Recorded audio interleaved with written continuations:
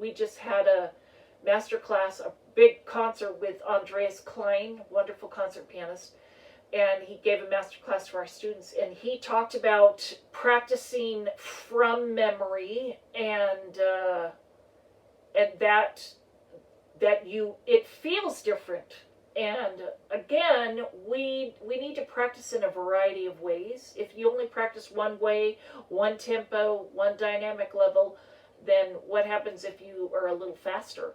So he talked about that. You've got to practice so much. You've got to practice the memory. But he talked about, and I loved this tip, something I've talked to students quite a bit and work on with.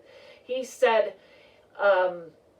slow practice is wonderful, and I'm a huge proponent of slow practice, but he said you've got to make sure your fingering works at the slow tempo and at the fast tempo. So if you spend too long in the slow tempos, then when you get to the fast, it doesn't work. And so I've worked with many students over this, and as a teacher, I try to oversee that and try to help them do that. There's a little practice technique that I use with students when they're struggling getting something up to tempo. And it goes like this. Let's just say you're at 80 on the metronome. You want to get to 104, 100. We'll just say 80. We want to get to 100. Say you've worked really hard. You have it at 80, but 100 just is way out of reach. So what I will have them do is we'll take a section, so a line or two, a couple of phrases. We'll do it at 80, and I make them do that 3 times perfecto. And then you do 84. Let's say they did it, they bumped it up, but you missed a note or two. So, okay, you have to go back down to the 80.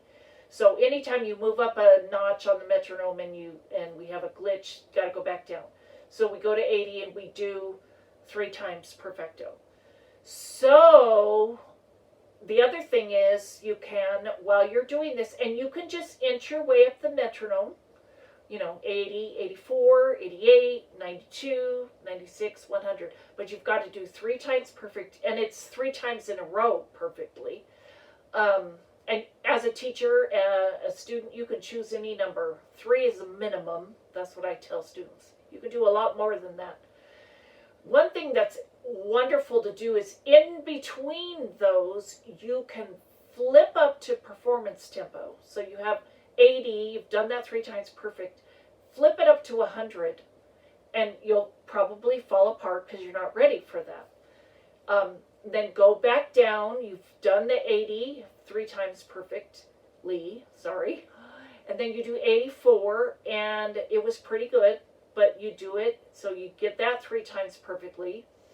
Then, before you move up, you flip up to 100 again and try it. And it's probably disastrous, but maybe not quite so disastrous. Then you flip back down and go to 88 and work on getting that 3 times perfectly. And in the process, if you ever go up to a metronome tempo and it's not working, you got to go back to the previous one. That's very important.